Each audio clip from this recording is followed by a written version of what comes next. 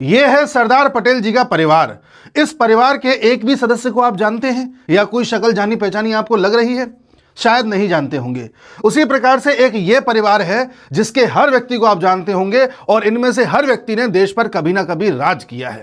यह स्थिति तब है जब 1946 में वोटिंग हो रही थी तो कांग्रेस कमिटीज में से एक भी कमेटी ने नेहरू जी को वोट नहीं दिया था और 15 में से 12 कमिटीज ने सरदार पटेल जी के पक्ष में वोट दिया था और 3 कमिटीज ने किसी को भी वोट नहीं दिया था।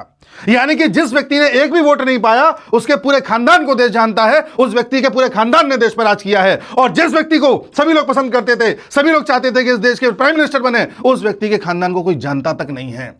यह है इस देश की विडंबना और यह थी सबसे बड़ी वोट चोरी। जिस वोट चोरी का राहुल गांधी ढिंढोरा पीट रहे हैं वो इतिहास में जाकर देखें तो उन्हें पता चलेगा कि उनके परिवार का पूरा उदय ही वोट चोरी के बेसिस पर हुआ है। और ये तो राहुल प्रियंका तक की बात है, आगे भी तैयार हो जाइए, प्रियंका वाड्रा के बच्चे आ रहे हैं, इनकी भी गुलामी करनी है। इस तरह से वोट चोरी के बेसिस पर एक परिवार ने इस देश पर राज किया और करता चला आया, आज भी देश को भ्रमित कर रहा है। लेकिन जब जब इस देश में सरदार पटेल जी की बात करी गई है तब तब कंट्रोवर्सी खड़ी करने की कोशिश की गई है। याद कीजिए जब स्टैच्यू ऑफ यूनिटी को तैयार किया गया था तो कई ऐसे लोग सामने आए जो ये कह रहे थे कि इतना पैसा बर्बाद कर दिया है, इससे अच्छा तो अस्पताल बना देते, इससे अच्छा स्कूल बना देते।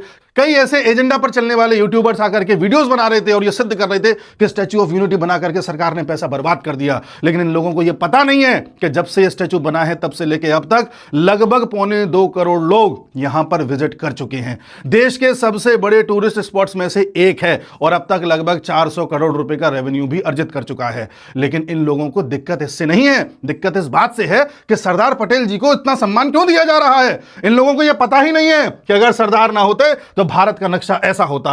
सरदार ही थे जिन्होंने भारत को एक किया था। केवल जम्मू कश्मीर का मुद्दा ऐसा था जो सरदार ने नेहरू जी के पक्ष में डाल दिया था और नेहरू जी ने उस जम्मू कश्मीर का क्या किया हम सब जानते हैं। सरदार ने नेहरू जी से बार बार कहा था कि चीन पर इतना ज्यादा विश्वास मत करो, यह धोखा दे सकता है। लेकिन नेहरू को लगता था हिंदी चीनी तो भाई भाई है। नेहरू को लगता था चीन को परमानेंट सीट दे देनी चाहिए।